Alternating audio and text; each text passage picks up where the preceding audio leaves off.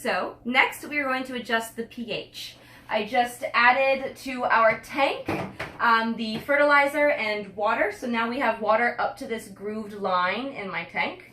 And we tested the EC reading and I recorded it. Next is the pH. So pH is very important. We're going to be using our probe. We also have a pH up and down kit. So this is how you're going to lower the pH. So let's first talk about what is pH. And it's funny because I didn't really learn this until grad school. I've been working with pH for years in the greenhouse. Didn't quite learn exactly what it is. So what is pH? We're all familiar with the pH scale, right? We know what is neutral pH. That's number 7.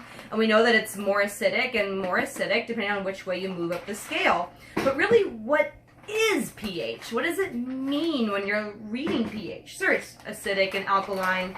It actually stands for the percentage of hydrogen ions. And that is why the P is lowercase and the H is uppercase. So we could have a whole chemistry lesson on pH. But essentially, hydrogen ions are the very first on your table of elements, right? It's the most simple compound, pure element in the world. It's the most simple. So it has a positive charge. So it is going to influence everything, all kinds of chemistry, especially biology and living organisms. And essentially, plants like to absorb hydrogen ions. It helps them to absorb fertilizer. And since there's no soil in hydroponics, this is why we want to add some hydrogen ions to promote the absorption of fertilizer. So do you think that plants prefer slightly acidic or slightly alkaline pHs?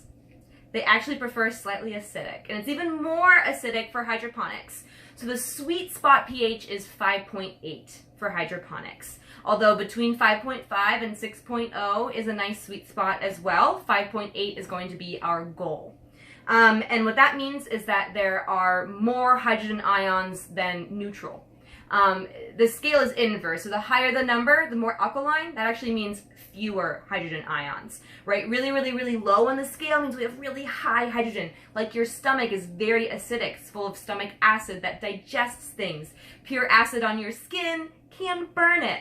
So these are pretty safe solutions. You obviously do not want to swallow it. It has some warnings on here, and I am wearing gloves.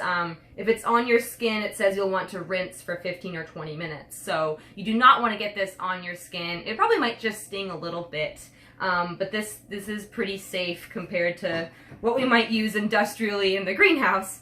It also came with a pH indicator. This is called a reagent.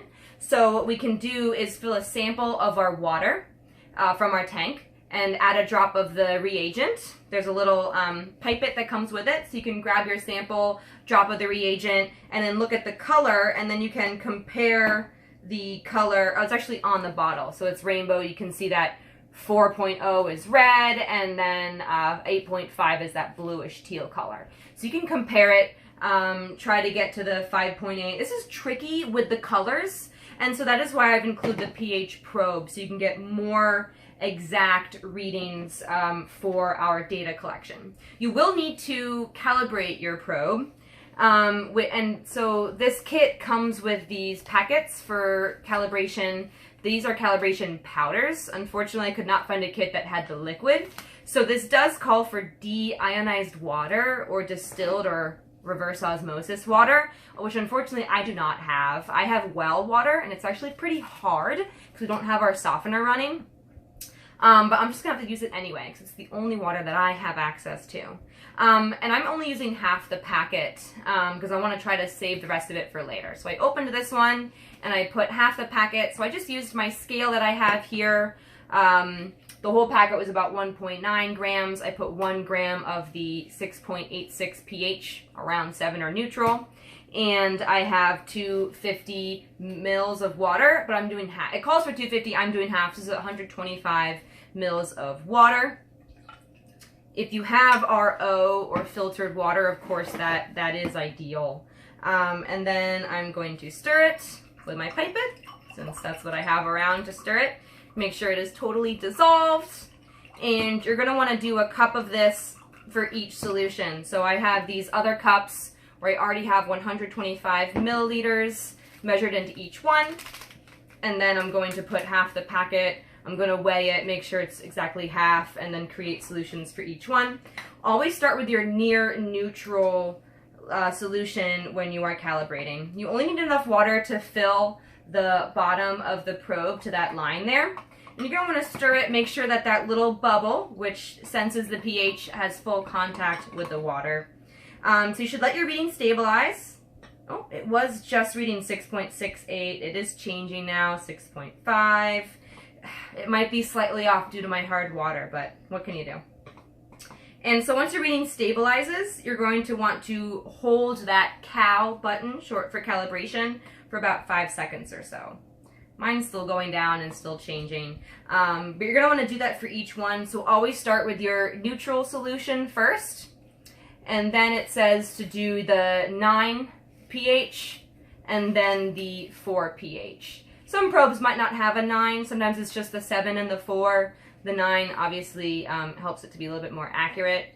You should have this water around room temperature or cooler. This should not be warm water because that can throw off the pH.